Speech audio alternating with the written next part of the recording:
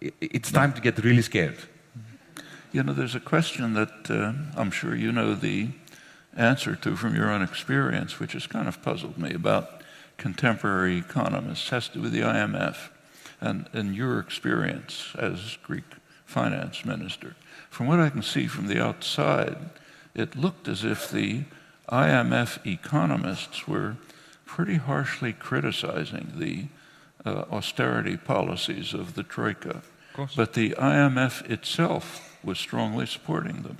What was going on in there? Well, this is exactly what was happening, and is happening to this very moment. WikiLeaks leaked a wonderful conversation between my old friend Paul Thompson, who made his name by crashing the Greek economy and then, as a result, being promoted to IMF chief in Europe.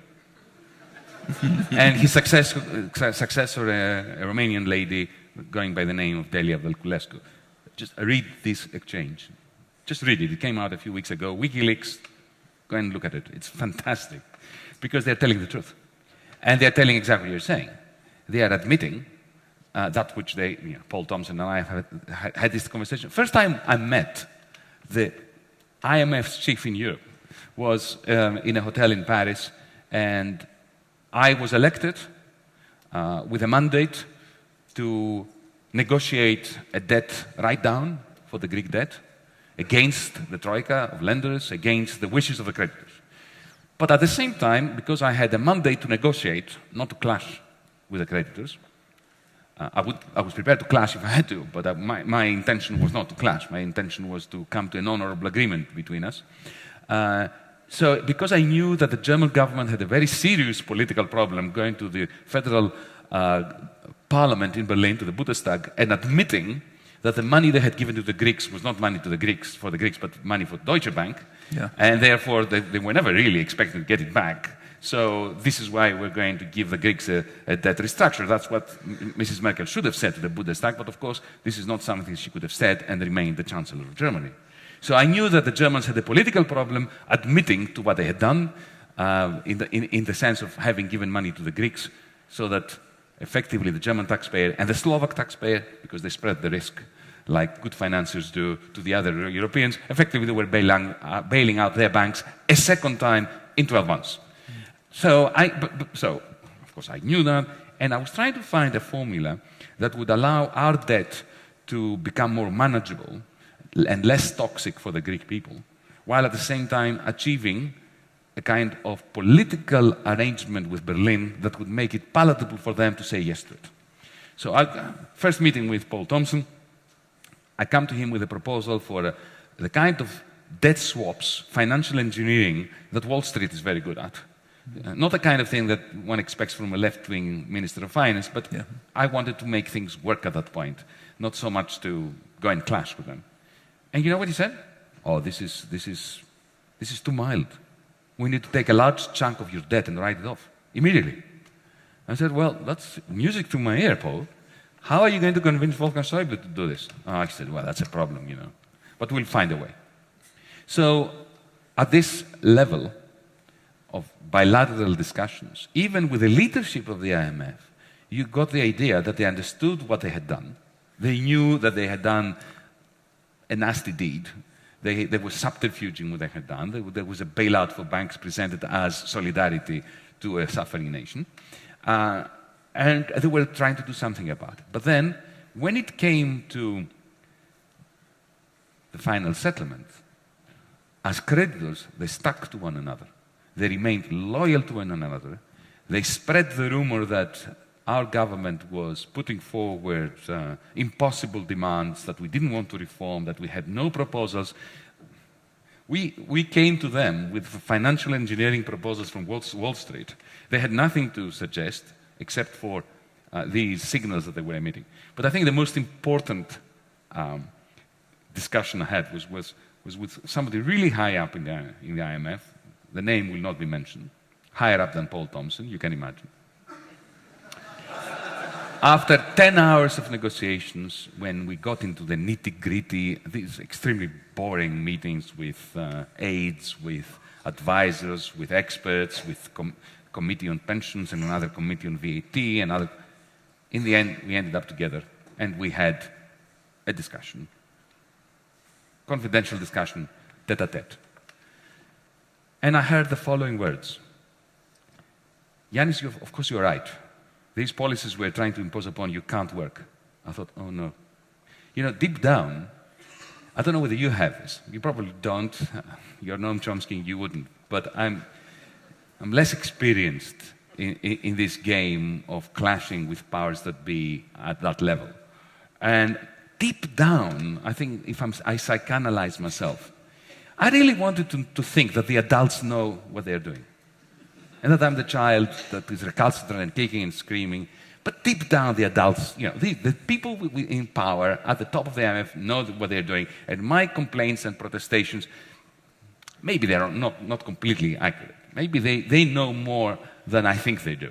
But when these people turn around to me and say, you're right, it can't work. What we are trying to impose upon your nation can't work. But, Yanis, you must understand, we have invested so much political capital in this program. We can't go back. And your credibility, my credibility, depends on accepting it. I think that answers your question. Well, how do the participants in the troika deliberations react to the technical papers that are coming out from the IMF economists saying, their own economists, Blanchard, others saying, these policies of austerity under recession are just destructive? It's very simple, they ignore them. What do they say? In the Eurogroup, these were never mentioned. I mentioned them. I quoted chapter and verse from their own statisticians and economists, like Olivier Blanchard and those people. I quote. There was also a remarkable study from the IMF showing that the liberalization of labor markets, the removal of protection of labor, of trade union protection, of trade union rights, protection from unfair dismissal and all that in the end is counterproductive when it comes to competitiveness and productivity. The IMF came out with this in the spring of 2014. A beautiful report. It could have been written by a progressive economist from New School, right? What exactly did it conclude? But what did it conclude exactly? It concluded that these labor market reforms that the IMF had been pushing down the throat of countries from Africa to Asia to Europe, they don't work. They do not enhance competitiveness, especially when investment is subdued, which was always my argument. So I quoted that as well in the Eurogroup. I might have been singing the national anthem of Sweden. It was exactly the same thing, because you've got to understand that these meetings are quite brutal. They have already decided what they're going to do. The ministers are treated like vermin by their own minders and by the representatives of the troika. Something that very few people know is that the Eurogroup is actually led by the troika, not by the finance ministers, the elected representatives of the nations. So you've got the head of the Eurogroup, who is usually, let's face it, appointed by Dr. Wolfgang Schäuble. Then next to him, there is the real ruler of the European Union, a gentleman called Thomas Wieser. Nobody has heard of him, but he wields the real power. What is his position? He's the head of the Euro Working Group, which is the cabinet under the Eurogroup. The non-existent group. Yes, they are the shadow cabinet of the non-existent Eurogroup. And this gentleman has been around now for years. How does the Eurogroup get established? You don't discuss this in your book. You just say it's there. I think it just sprung out, you know, out of the shell, like, you know, Aphrodite in Cyprus. Look, when we created, in our infinite wisdom, a common currency, and we had a common central bank, but without a state to correspond to the central bank, and went up with states that didn't have a central bank, because that common central bank was created on the proviso that it would not come to the assistance ever of any of the states of which it would be the central bank. Right. They decided that, well, every now and then, the finance ministers of these nations that now don't have a central bank, but they have created a common central bank, should get together and discuss economic policy to coordinate. So this is how it emerged. It's not in any treaty. And do you know how I found that out? So the Eurogroup consists of the finance ministers? Yes, well, that was the initial idea. The finance ministers, and one of them chairs it. Before Dijsselbloem, who is now the president, it was the head of the largest tax haven in the world, Luxembourg, a certain Jean-Claude Juncker. The United States is getting close. Not as badly as Luxembourg. Not as badly as Luxembourg. A couple of states. Yes, it's close, but not as bad. Not at that level. But ever since this eurozone, which, by the way, the euro is a carbon copy of the gold standard of the 1920s. It was created in the image of the gold standard of the 1920s. So you know what happened to the gold standard of the 1920s.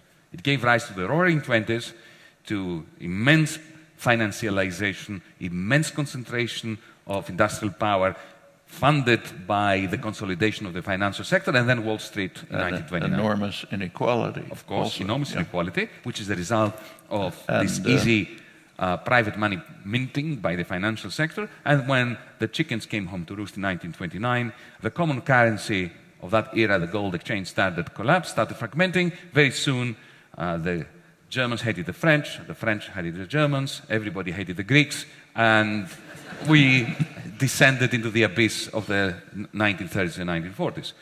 After our generation's 1929, which took place in 2008, guess what happened? The gold standard started fragmenting. It was called the euro in Europe. And very soon after that, the Germans started pointing moralizing fingers at the Greeks. The Greeks remembered the Nazi occupation. Everybody hated the French. And we are now in a state of disintegration where the refugees are the problem. Actually, you should bring up 1953, the London Agreement, which most people don't know about. That's rather critical. Of course. Maybe you want to But say let a me few just words answer about to that. complete the story about the euro. I'll just tell you the story of how I found out that the Eurogroup doesn't exist in law. By the way, one more point. After our country started to go failing... Is it inconsistent with European law or just no, it doesn't exist in law. It? It's kind of orthogonal, no connection. It's outside the framework of European law. Now, do its decisions impact, how do its decisions impact it makes all the important decisions that determine the future of Europe. And every single one of them. How are those decisions transmitted to the official decision-making bodies, to the Brussels bureaucracy? Oh, yes. What happens is there is the Eurogroup meeting, and then afterwards there is an ECOFIN meeting. The ECOFIN does exist.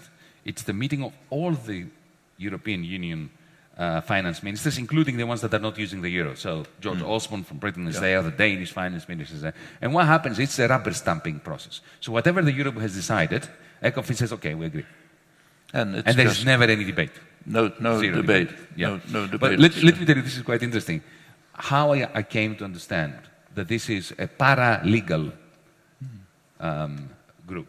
At some point, the troika inside the Eurogroup, because now it's not just the finance ministers, the IMF, Lagarde is sitting there, Thompson is sitting there, the European Central Bank is sitting there, the Commission is sitting there, they set the scene, and then the vermin, us, the finance ministers, simply nod. And the IMF, happily. The IMF has no reaction to the Eurogroup decisions? Well, it's in the Eurogroup. The IMF is part of the Eurogroup. It's astonishing, isn't it? Yeah. So they're represented in the Eurogroup. Well, let me give you an example. When the ultimatum was presented to me on the 25th of June, on a take-it-or-leave-it basis, and what that meant was that if I said, no, I'm leaving it, our banks would have been closed as they were 5 days later. Yeah. Right? So that's a pretty powerful ultimatum. It's like making me an offer that I can't refuse, even though we refused it. For a while. Until we caved in and then I resigned. But this is interesting. I was presented with this ultimatum. It comprised 3 chapters. One was the fiscal policy that we would have to follow for the next 20 years. Interesting. It's interesting given that our mandate from the Greek people was only for 4 years. This is spelled out in in black and white.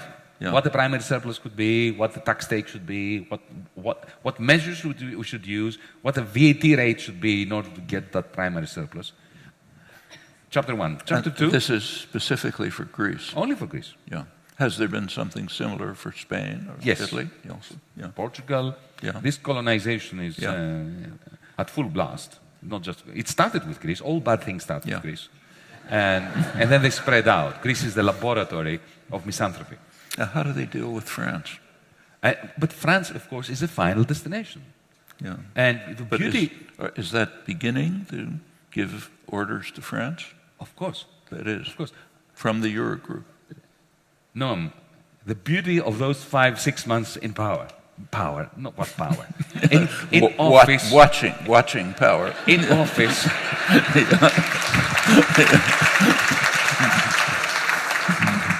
The beauty of it was, we academics, all our lives, we theorize about things. Okay, we try to get evidence, but we theorize. During those 5 months, I didn't have to theorize. And to answer your question about France, at some point I was having a very interesting conversation. I had many interesting conversations with the finance minister of Germany, Dr. Wolfgang Schäuble. At some point, when I showed him this ultimatum, and I said to him, it's a long story, but I'll cut it short. I said to him, would you sign this? Just let's take off our hats as finance ministers for a moment. I've been in politics for 5 months. You've been in politics for 40 years. You keep barking in my ear that I should sign it. Stop telling me what to do. As human beings, you know that my people now are suffering a Great Depression. We have children at school that faint as a result of malnutrition. Can you just do me the favor and advise me on what to do? Don't tell me what to do. As somebody with 40 years, a Europeanist, somebody who comes from a democratic country, just Wolfgang to Yanis, not finance minister to finance minister. And to his credit, he looked out of the window for a while. And he turned to me and he said, well, the question that I had actually asked him was, would you sign this? And he turned around and he said, as a patriot, I wouldn't. Of course, the next question was, so why are you forcing me to do it? He said, don't you understand? I did this in the Baltics, in Portugal, in Ireland. We have discipline to look after, and I want to take the troika to Paris. He said. Yes. So I don't need to theorize. It starts with Greece. Greece is a pipsqueak country. It's not that important. But you start with that small problem. You impose these unsustainable loans, which give creditors huge power, and then you start cutting, because the final intention, and I try to explain this in this book, is to curtail the Parisian elite's long-standing ambition to usurp the power of the Deutschmark for the purposes of expanding the French nation-state's reach and control of Europe. Also, I presume, for the Bundesbank to be able to control the French budget. Absolutely. Not so much the Bundesbank, but the Federal Finance Minister, Schäuble himself. And I don't blame the Germans for that. If you go back to 1992, when this euro was first created, the Maastricht Treaty, to convince the French to vote for it, the French conservative newspaper Le Figaro had a headline that was offensive to human beings. It read, as an encouragement to the French to love the Maastricht Treaty, Maastricht, and underneath, a new Versailles Treaty without a shot being fired. Now that is offensive to the German people. It is offensive to anyone who understands the pain of the Second World War. It is offensive to all well-intentioned human beings. And you think French elites actually believed that at Maastricht? Absolutely. This was the intention. Look, de Gaulle in 1965, in response to a journalist who asked him, don't you worry that with this European Economic Union, Germany is going to become the powerful country here? And his response was, they are going to be the horse, and we are going to be the carriage driver. It's clear. The Brussels bureaucrats. The French graduates of the great Grande École, who would be populating the Brussels bureaucracy. So we should not be anti-German, anti-French, we just must understand that the elites of Europe have made a complete and utter mess of the project of European Union. Yeah, but when you get to Maastricht, the French elites still believed that they were controlling German power in the Maastricht Treaty. Yes. That's pretty astonishing. It's an astonishing error on their part. But so was the German elite's estimation that Helmut Kohl, for instance, who was a Europeanist, who was a federalist deep down, that you create a currency union first, and then when it gets in trouble, the political union will follow. What an error.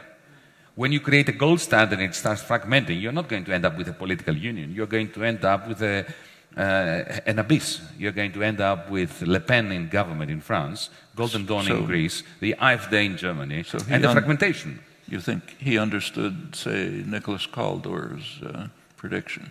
He never did. Never? No, none of them did. Including Kohl? Including Kohl. He didn't understand it, and he didn't believe it. He really genuinely thought, in a rather simple-minded manner, that we are creating this monetary union. Its fragmentation is going to bring about humongous costs for Europeans. So our successors, when this fragmentation begins, must fix it by creating a political union. Well, yes, they must, but they're not doing it.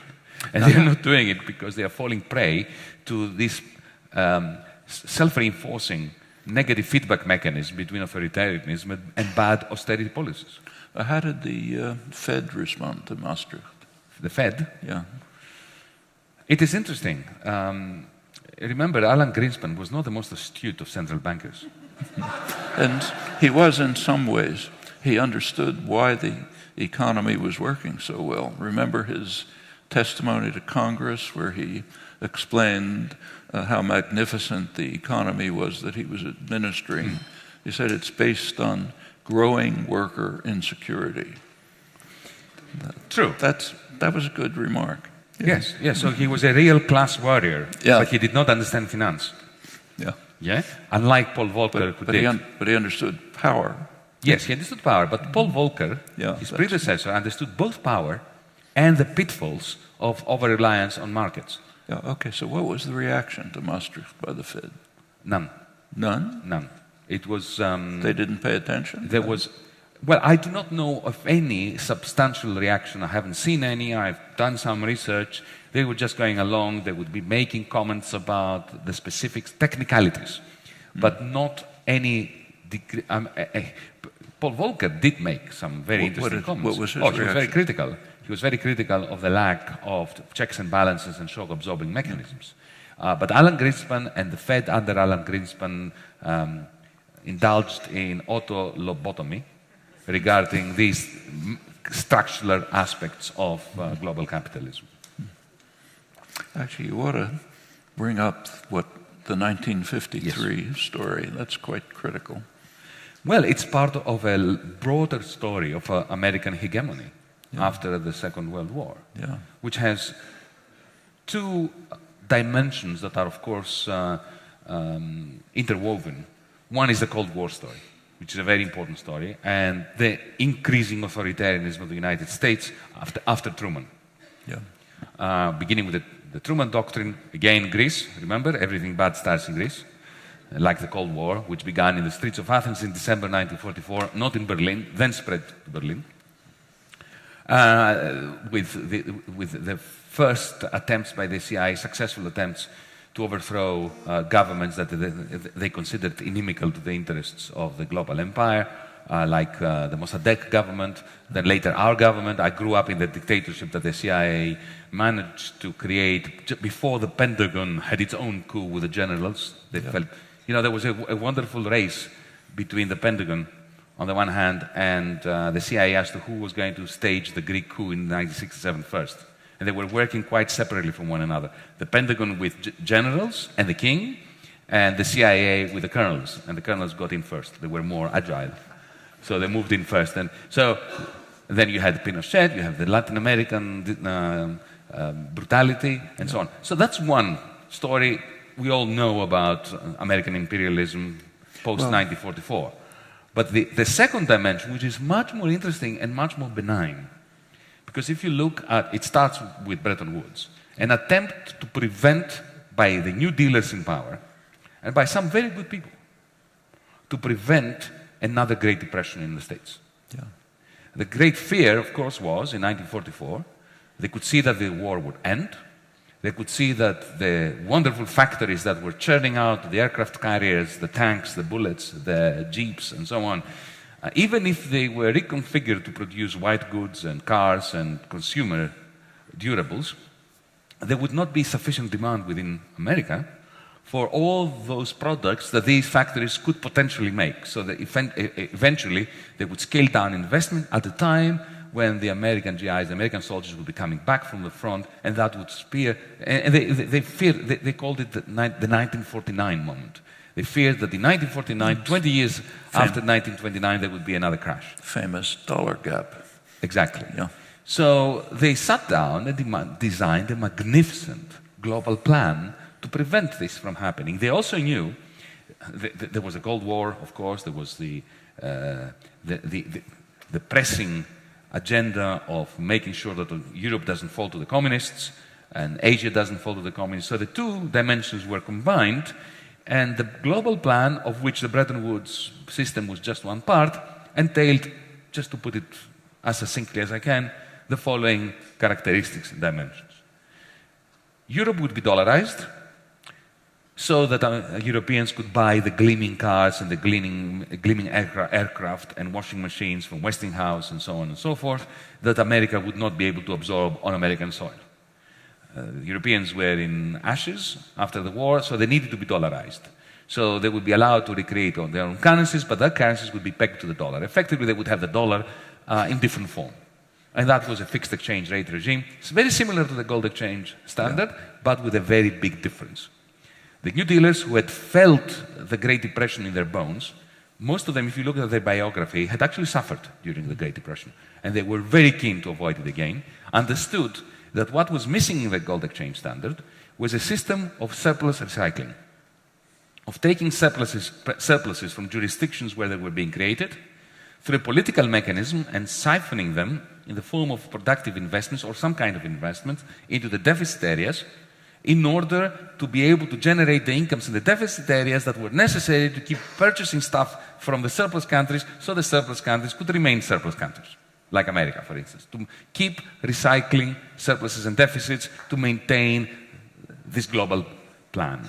If you think about this was an extension of the New Deal. It's worth bringing out the role of reconstructing Germany in this system, which was quite critical. I have looked at Senate papers from 1946 talking exactly about that, because this global plan had to rely on a European pillar and on an Asian pillar. And they had to have a strong European currency and a strong Asian currency to act as shock absorbers.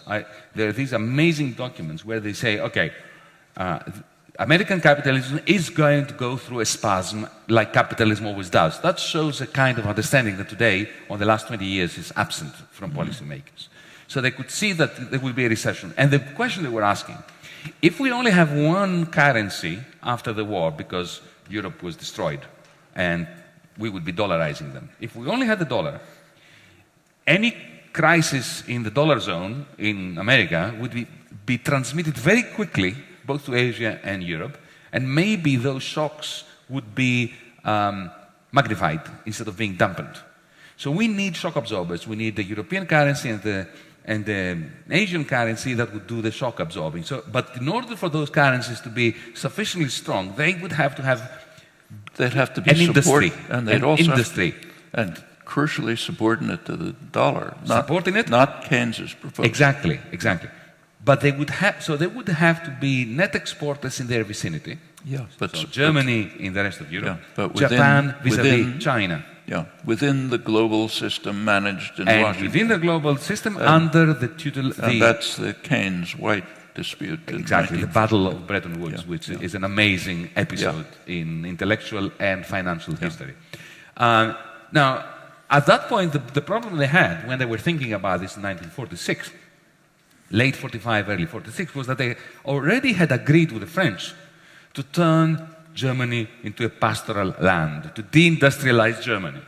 So they had to go back to the French and say, we changed our mind. And they did. And they offered them a bargain. You will agree to the reindustrialization of Germany. You will agree to a write-down of German debt, otherwise the German economy will never be able to recover if it is in the dark cloud of unsustainable debt. And in return, what we're going to give you is the leadership of Europe. This is the de Gaulle idea, that they are the drivers of the carriage and Germany is the horse that powers it. And indeed, this is what happened. If you think of where is the OECD? It's in Paris. What is the OECD? The OECD is a relic of the Marshall Plan. So the French were distributing Marshall aid in Europe. Think about Brussels. Brussels was completely and utterly designed by the French elites. Yeah. Think about the IMF. Why is Christine Lagarde the managing director of the IMF? Why was Strauss-Kahn the man? This is still the relic, if you want, the leftover of this deal with the French and the Germans. Interestingly, so going to 53, 53 is where the Americans grabbed the heads of the British, of the French, of the Italians, and of the Greeks, incidentally, and banked them together and said, you are going to write down German debt. So Greece was owed money by Germany that it wrote off so that Germany could reindustrialize in the 1950s. And that illustrates the title of your book. The French got something in return. The Greeks didn't. The weak suffer as they must. Yes, indeed. But of course, I always like to leave a degree of optimism hanging in midair. So you may have noticed that my book ends with, the title ends with a question mark. And the emphasis is on the question mark. And the dedication is to my mother. And it says that my mother would have slaughtered with immense kindness anyone who dared say that the weak suffer what they must. And even the original expression comes from Thucydides in the history of the Peloponnesian War, when he recounts, as an Athenian, remember, Thucydides is an Athenian historian and soldier and general, who is recounting the story of when Athens sent a fleet with troops, the Marines, the Athenian Marines, to the island of Milos to crush the local society, the local city-state. Why? Because Milos refused to take sides in the Cold War, or actually the hot war of the time between Athens and Sparta. And Athens had its own NATO in the archipelago of the Aegean, and it was very worried that if the millions are allowed to be independent, then the rest might get ideas that they want to exit NATO, the NATO of the time. So they sent the troops to crush them. And there is this interesting meeting when the Athenian generals meet the million representatives, delegates, to announce to them that, you know, your life is over, surrender quietly, and we will sell you as slaves. If you resist, we are going to crush you. And the millions gave them a Kantian argument, that you should never treat human beings as a means to an end. You should treat them as ends in themselves. Not exactly, but more or less this. They hadn't read Kant yet, remember? Of course. But it was more or less that kind of Kantian argument. You should treat those in a position of weakness in the same way you would want to be treated in a position of weakness. Because one day you will be in a position of weakness, as the Athenians, of course, did become very shortly afterwards when they lost the war to Sparta. And the Athenian general responded, no, you've got it this wrong. The strong do what they can, and the weak suffer what they must. But Thucydides is telling us this story in order to allow us to criticize it. That's the question mark. Well, I think the real optimistic element in the book is the Condorcet quote about power really being in the hands of the masses, if they take it. In the mind of the masses. In the mind. And in fact, that goes back to, and he was probably quoting David Hume, who in the First Principles of Government makes that point very clearly. He says it's surprising to see the easiness with which the great mass of the population is subordinate to their governors, because power is in the hands of the governed. And if we inquire into the means by which this wonder is achieved, we see that it is by consent alone that the powerful are able to govern. meaning if the governed refuse to consent, to use your words, the game is over. That's exactly right. And my wife, we felt that on the 3rd of July last year. There was a magnificent moment. Because you've got to remember, our government won the election in January of 2015 with a mandate to speak truth to the powerful, to say no to them, and do your worst. We're not accepting any more of your toxic loans under conditions that will shrink our economy and our people further. And we won this election, but because of the system of disproportional representation, we won government with 36% of the vote. The previous governing party received something like 25%, so we had enough seats in parliament to form a government. But that's 36% of the vote. Yeah? And we had the whole media of Greece and the world completely and utterly, militantly against us. We had the central bank. Third day I was in my office. The president of the Eurogroup visited me to say either you accept the existing policies, the ones we were elected to challenge, or your banks will be closed within a month. So you can't be weaker than that. We did have a strategy. We did have a secret weapon. We can talk about this later when we open this up. But when they closed our banks down, I believed that it was just a matter of days before our support would wane. And we had called for a referendum to support us to carry on fighting. So remember, we had only won 36%. The banks were closed. People didn't have access to their money. Pensioners were fainting in line in front of closed banks to get some money out in order to feed themselves. The press is bombarding, terrorizing people in their living rooms on the television set, saying to them that if they vote with us against the troika, Armageddon is going to come and we'll be expelled from the universe, not just Europe. And those crazy, magnificent Greeks gave us 62%. Why? Because the one deficit that they could not bear was a deficit of dignity. And they had a Condorcet moment.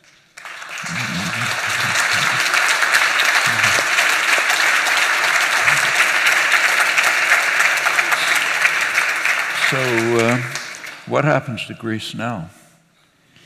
Well, unfortunately, that very night of the referendum, our government, my prime minister, surrendered. But now... And that, well, to answer your question, that surrender meant that we have the worst of the possible combination. We have a neoliberal ideology with completely anti-neoliberal policies. They increased the corporate tax rate. Harsher they increased the VAT rate. They increased the income tax rate. They reduced pensions. They reduced wages. So they did... Even harsher conditions than the ones you refused. Yeah. The Greek economy is fading. All business plans are going haywire. In a sense, remember Liquidate under President Hoover? Mellon, I think that was the name of the US Treasury Secretary that said that. Yes. This is what's happening. Complete liquidation of Greek business, the Greek state, and the Greek people. And all that is happening in the context of a 19th century gunboat diplomacy, the purpose of which is not so much Greece. It is how to keep France, Spain, Portugal. After my Prime Minister's surrender on the 13th of July, he signed the document of surrender. And you know what happened? The Spanish right-wing Prime Minister came out of the room wielding this document like this, in front of the cameras. And speaking in Spanish to the Spanish media, he said, "This is what you get if you vote for the Syriza of Spain, Podemos." Podemos, yeah. Well, thankfully, the Spanish people booted him out, but didn't vote for Podemos in. So now we have a hung parliament in Spain, no government. No government. Yeah. Well, actually, that's much better than having that government. Yeah. So what do you think the future is for the peripheral country? When you say liquidate, does that mean liquidate into German hands primarily? No, what I mean is, what's going to happen is we're going to have hundreds of thousands of small business, Who's buying petty them up? bourgeois people who will lose their shops, who will lose their pharmacies. They will be a lost generation. They'll become homeless. They will leave the country. Their kids who are well educated will go to Germany. They will go to Spain, no, because the Spaniards are leaving. They will come here. They will go to Canada. They will go to Australia. They will go to South America, somewhere to find a way of making ends meet. You're going to have the liquidation of households with foreclosures, and foreclosures in Greece are worse than here, because here you can take the keys to your house and go to the bank and say, take it, bye. In Greece you can't do that. Even if you lose your house, you still have the debt. You carry it with you, like Mephistopheles walking around with hell around him. You're walking around the world with that same debt, even though you have no house. It's kind of like student debt here. Yeah, exactly. Exactly. Yeah.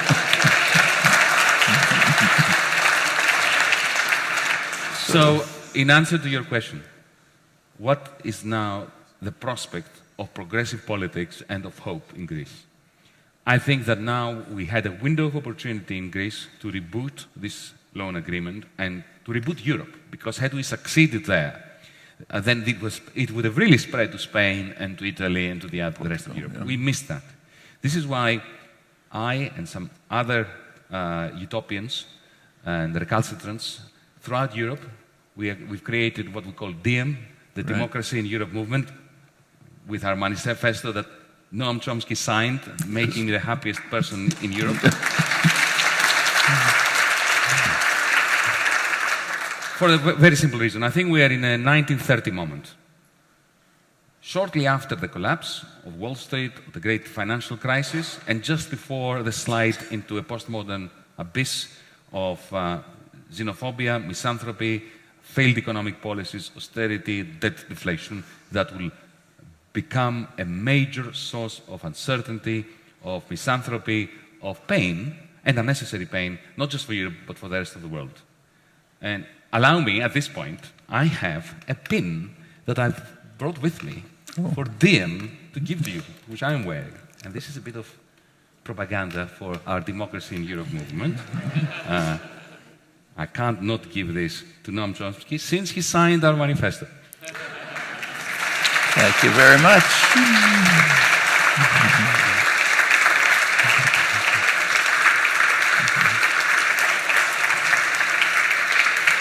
And I'm being signaled to that we have to open this up.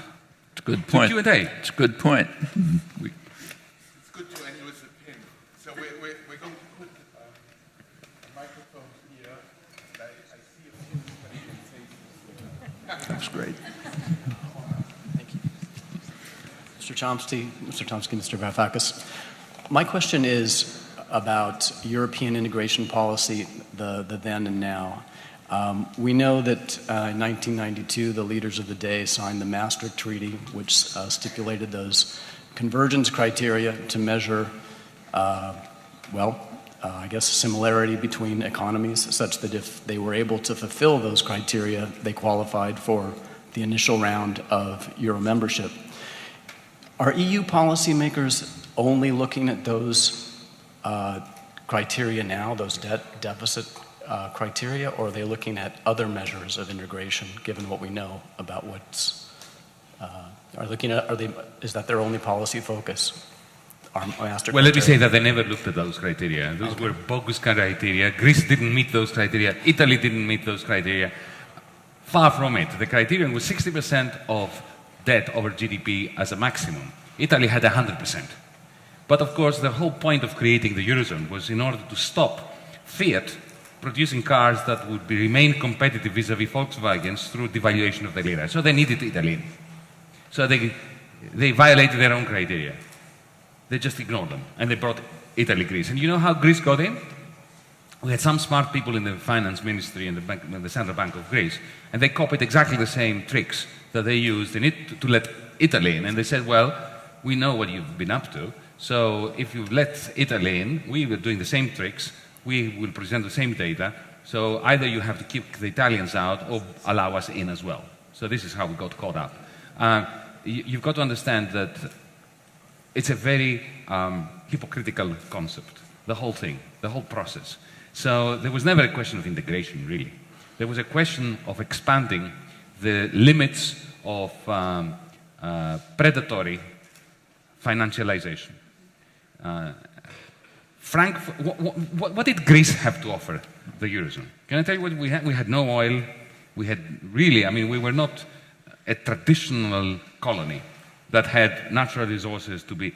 What we brought to the Eurozone was a population with minimal debt and a lot of equity, because Greeks loathed debt. My parents' generation didn't have credit cards, personal loans, mortgages. They worked for 30 years, put some money aside, borrowed some money from an aunt or an uncle, and bought a house. Okay? So we were a dream come true for German and French bankers. We had a Protestant almost ethic in terms of indebtedness, very low debt, and a capacity, once the Deutschmark was extended to Greece. Okay? We had the capacity to borrow and borrow and borrow on the basis of very sound collateral. So this edifice was never designed to sustain an economic rise. Do you know which were the two countries that violated the Maastricht criteria first, before anybody else? Germany and France. France, yeah. So these rules were written not to be respected, but were written to be used as a club by which to beat the weak and the ones who dare speak out against the irrationality of the system. Okay. Thank you. Thank you.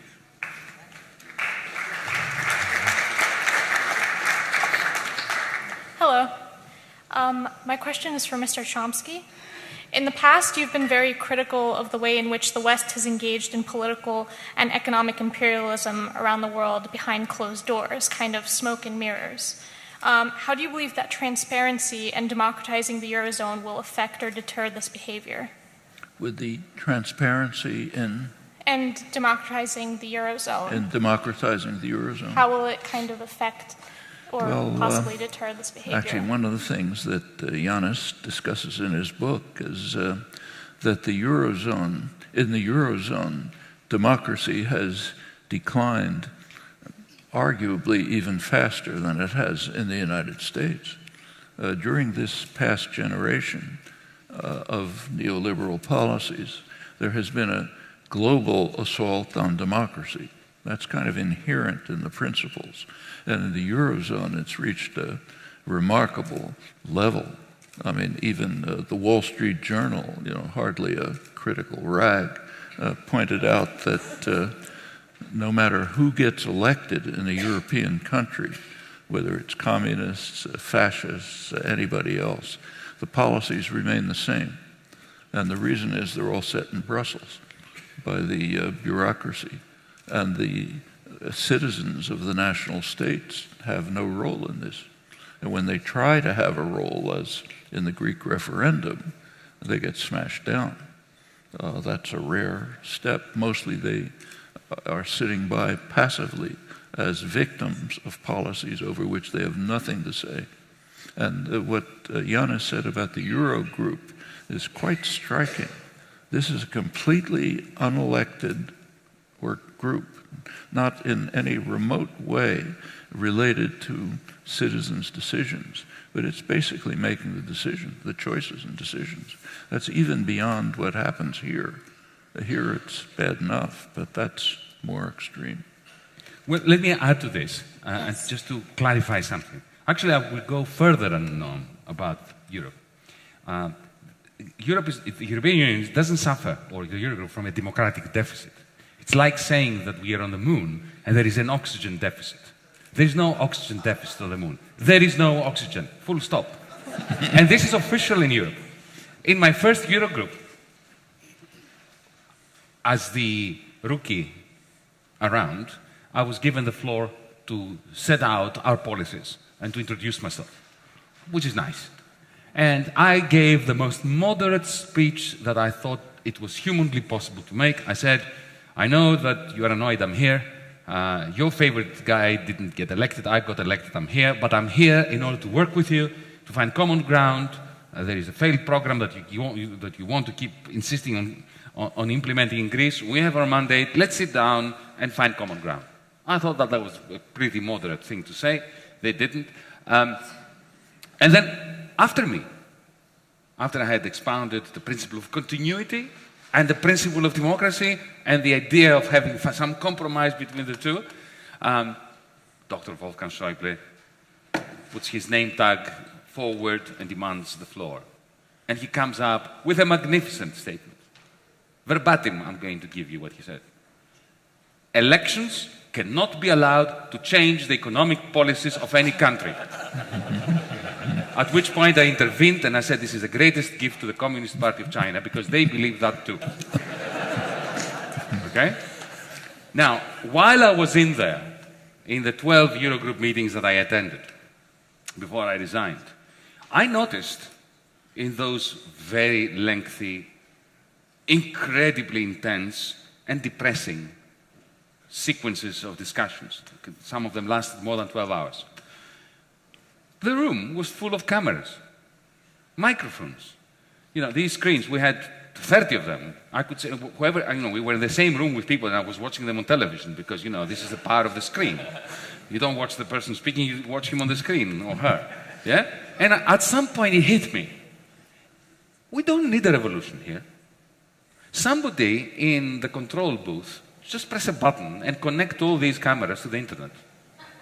Just imagine if that would have to happen. Huh?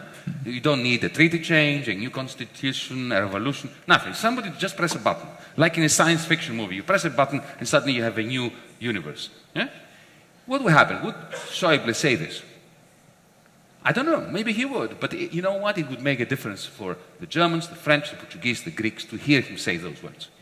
Instead of reading the Financial Times where people like Peter Spiegel were simply saying that Yanis Varoufakis was resisting reform in his country and he demanded more money for it. Right? So transparency is everything. We need, this is the first step. It's a huge revolutionary step that takes nothing more than the press of a button. So this is why, you know, on our side, again, I'm a salesperson here tonight, in dim25.org, there is a Transparency in Europe Now campaign. We're demanding the live streaming of all these meetings. We're demanding that the ECB publishes its minutes. We're demanding that all the TTIP negotiating... Do you know that as the Minister of State for Finance in Greece, in order to look at the TTIP documents of the negotiations between the European Union, to which I was a finance minister, and the United States, I had to sign a non-disclosure agreement. In other words, the price of looking at those documents was that I promised not to tell my electorate. So, if you can, get into our site and sign the petition for transparency. It's a small step, just to make it difficult for them. Even if they have to answer the question, why are they not live streaming the meetings? That's a small step, because you're putting them in a difficult position. I just want to say that we are also live streaming. And that I'm not going to tell you how many questions we're going to take, but we're going to end at 8:59. So go next question. Thank you. 59. You and your precision. 9:01. Okay, hi. It's a little bit a follow-up question to the previous one, to Varoufakis. I'm wondering, you wrote that Wolfgang Schäuble wants to kind of have a super minister of all of the eurozone, a non-elected one who will just kind of decide on national budgets. That's his plan. But I'm just wondering, what would you propose instead? Because sometimes it's a bit unclear to me if you also want kind of a super minister, just elected one, or if you want more power over the budget taken back to the national countries. And also... what, a second question? Hmm? Yeah. Just one question. No, but also just the eurozone, if you want to keep the euro in the long term, or if it should be maybe slowly... Okay, it's the same question. Yeah, same. Okay, let me be brief. What Schäuble wants, and I know that because he's written about it, we've discussed it, is a semblance of federation, where the Eurogroup becomes... He doesn't feel good that it's not legal. He wants to legalize it. And he wants to turn the president of the Eurogroup into the Fiscal Leviathan of the Eurozone. He doesn't call him that, but he wants him to be, if you want, the fiscal representative of, or treasurer, the treasurer of the Eurozone. But he wants to give this person a tiny little budget tiny federal budget, 1% of GDP, nothing in other words. And the main function for this person will be to have a veto power over national budgets. Mm-hmm. Now, this is a monstrous notion. Let me give you an example. On the one hand, you have a parliament, the French National Assembly, voting in a budget. Okay? The budget of the French government is 50% of GDP. Half of the economy of France is controlled by the state. Okay? And now you're going to have a fiscal overlord in Europe that has a 1% budget. In other words, has absolutely no capacity to affect surplus recycling within Europe and stabilize European capitalism. But he is going to have, I was going to say he or she, but we know it's going to be a he, don't we? He is going to have the right to veto the budget that the National Assembly of France voted. And why? In order to keep countries within the fiscal constraints of the Maastricht Treaty, which has so abundantly and spectacularly failed. And let me give you an example of why this is just mad. And it makes absolutely no sense, even from a neoliberal perspective. Take Ireland. Ireland, before 2008, was the blue-eyed boy or girl of the international neoliberal Washington consensus. They had turned their markets so elastic that they resembled a circus. They had a debt-to-GDP ratio of 25%, half that of Germany. They were never above budget. They had a surplus. Actually, they had a surplus in the equivalent of their federal budget, right, or their state budget. So they were the model country, the model citizen of the neoliberal mantra. Okay? Now, of course, if you look at what was happening in the private sector, they had gone crazy with, there was a frenzy of indebtedness, like here in Wall Street and so on and so forth. The moment the credit crunch began after Lehman Brothers, the developers went bust. The developers' loans to the Anglo-Irish Bank and the various other shady banks in Ireland went bad.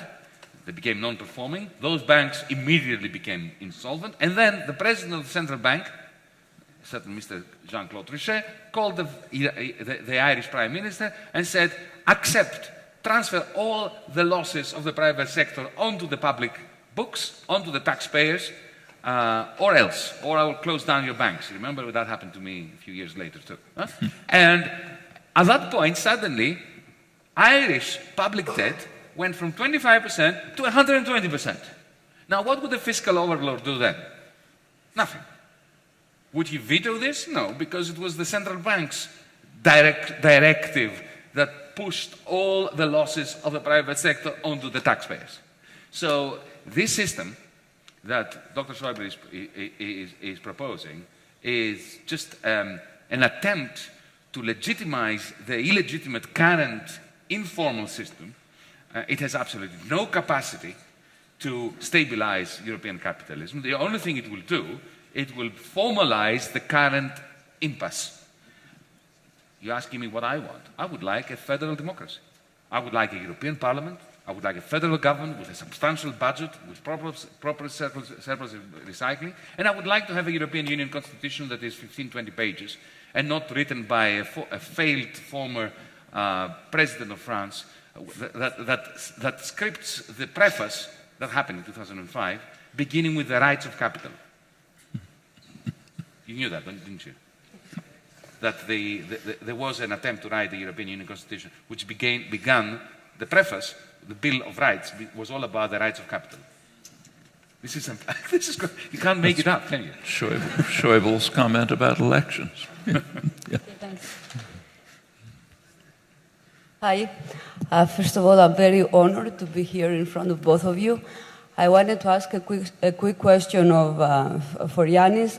To what extent do you agree with the notion that the Greek government was caught in a tragic circumstance, and they did what their options allowed them to do at the time, given that the other option might have been exit from the euro, combined with the refugee crisis that they have now?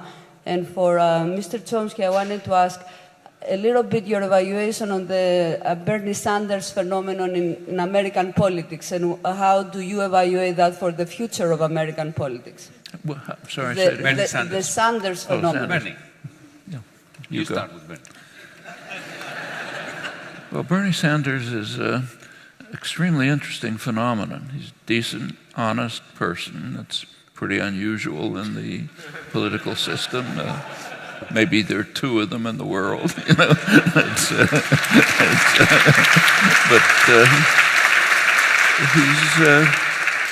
He's considered a radical and extremist, which is a pretty interesting characterization. Because he's basically a mainstream New Deal Democrat. His positions would not have surprised President Eisenhower, who said, in fact, that anyone who does not accept New Deal programs doesn't belong in the American political system. That's now considered very radical. The other interesting aspect of Sanders' positions is that they're quite strongly supported by the general public, and have been for a long time. It's true on taxes, it's true on health care. So take, say, health care. His proposal for a national health care system, meaning the kind of system that just about every other developed country has, at half the per capita cost of the United States and comparable or better outcomes, that's considered very radical. But it's been the position of the majority of the American population for a long time. So if you go back, say, to the Reagan, right now, for example, latest polls, about 60% of the population favor it. When Obama put through the Affordable Care Act, there was, you recall, a public option, but that was dropped. It was dropped even though it was supported by about almost 2/3 of the population. You go back earlier, say, to the Reagan years, about 70% of the population thought that national health care should be in the Constitution because it's such an obvious right. And in fact, about 40% of the population thought it was in the Constitution, again, because it's such an obvious right. And the same is true on tax policy and others. So we have this phenomenon where someone is taking positions that would have been considered pretty mainstream during the Eisenhower years, that are supported by a large part, often a considerable majority of the population, but he's dismissed as radical and extremist. That's an indication of how the spectrum has shifted to the right during the neoliberal period. So far to the right that the contemporary Democrats are pretty much what used to be called moderate Republicans. And the Republicans are just off the spectrum. They're not a legitimate parliamentary party anymore. And Sanders has the significant part of, he has pressed the mainstream Democrats a little bit towards the progressive side. You see that in Clinton's statements. But he has mobilized a large number of young people, these young people who are saying, look, we're not going to consent anymore. And if that turns into a continuing, organized, mobilized force, that could change the country. Maybe not for this election, but in the longer term.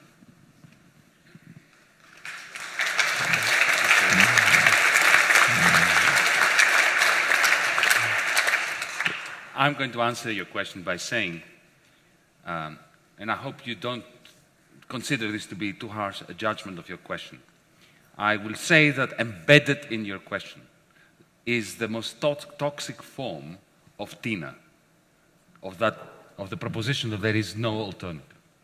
The idea that in the end we had to surrender because the alternative would be worse, effectively denigrates the 62% of Greeks who ordered us not to surrender. And it denigrates those of us who actually want government. Because if what you're saying is right, we were naive. We walked in there and we thought that with the power of rationality and the force of our personality, we could convince the troika of lenders to be kind to us, that we would rely on the kindness of creditors. No, we were not naive. From 2012 to 2013, I had long conversations with our team, the team that eventually became the negotiating team, the government, the inner cabinet, the war cabinet as we called it. And we were talking about how are we going to respond to the threat of bank closures that would happen on the first day of our government. And we had worked out a plan of what our retaliation would be. I won't bore you now, we don't have the time. I've spoken about this extensively. We would have to haircut the bonds that the ECB held that were in Greek law. It was perfectly simple to do it. We would not end up as Argentina because it was Greek law. The ECB would have to come to a Greek court to contest it. They would not be dragging us to Luxembourg, to London, or to New York. And that would have crippled QE. It would have brought down, with a very high probability, the euro. So if they closed down our banks, we had a weapon by which to retaliate. We were planning a parallel payment system in case the banking system was in disrepair and could not be used for transaction. We had that agreement. It's the only reason why I stood in front of the Greek people and I asked them to vote me in. I didn't ask them to do this in order for me to go in there and go into the Eurogroup and give nice speeches and hope for the best. And we did not see this through. To say that it was inevitable that we would surrender and that the alternative would be worse is effectively to confirm that there is no alternative to barbarism. And I shall not confirm this.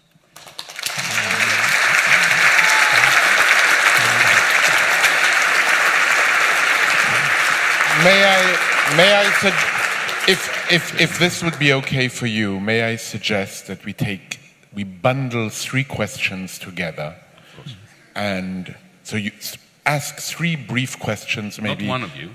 You ask one.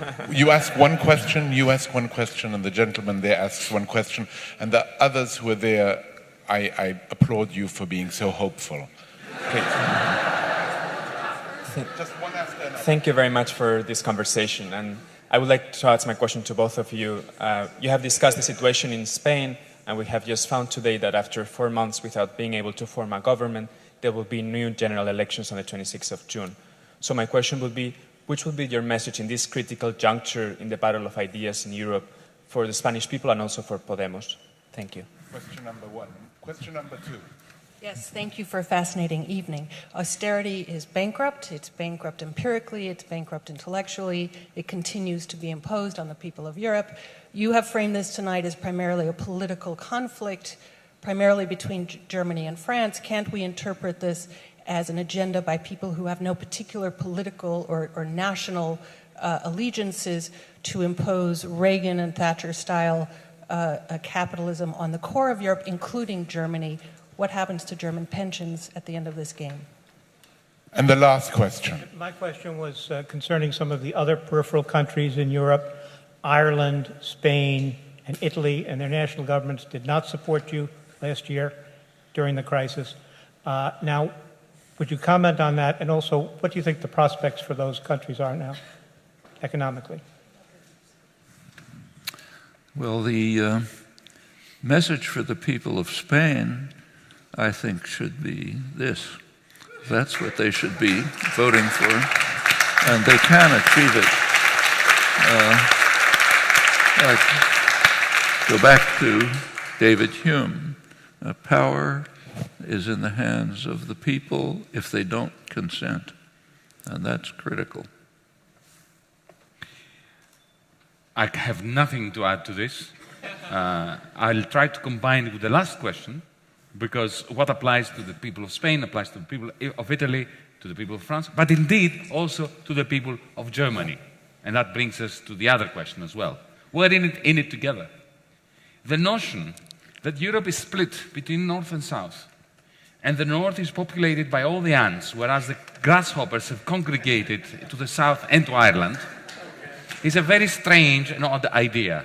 There are ants and there are grasshoppers everywhere. What happened before 2008 was the grasshoppers of the South and the grasshoppers of the North got together into a splendid alliance of debt-driven frenzy. They were the bankers, they were the spivs, they were those who predicated their growth on transfers from the European Union budget to create motorways that went to nowhere, Olympic game sites in Greece, and so on and so forth, and they became fabulously rich. This was the alliance of the grasshoppers. The ants were working very hard and were finding it very hard to make ends meet during the good times. And then when the grasshoppers' empire collapsed, it was the ants of the north and the ants of the south that had to bail them out. And it's time for the ants of the north and the ants of the south to unite in Europe to change that crazy regime.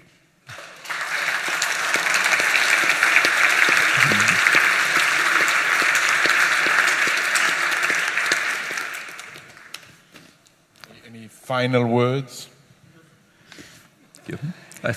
I want to pay my respects to this institution. And I want to thank you and your staff, I met some of them before, for the diligence and the dedication and the enthusiasm. If only our rulers had a small percentage of this dedication to public service, the world would have been a much better place. Continue a little more. Thank you very much.